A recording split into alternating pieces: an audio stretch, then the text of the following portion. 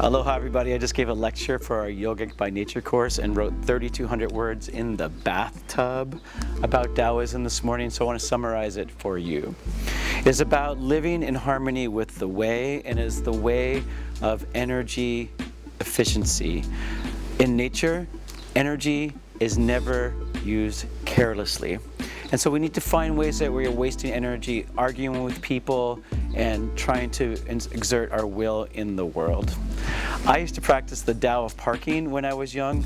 I kept a copy of the Tao Te Ching, and instead of driving around the block over and over and over again in order to find a parking spot, I would just sit and put my feet on the dashboard and read an inspiring paragraph like this. Nothing in the world is as soft and yielding as water. Yet for dissolving the hard and inflexible, nothing can surpass it. The soft overcomes the hard, the gentle overcomes the rigid. Everyone knows this is true, but few put it into practice.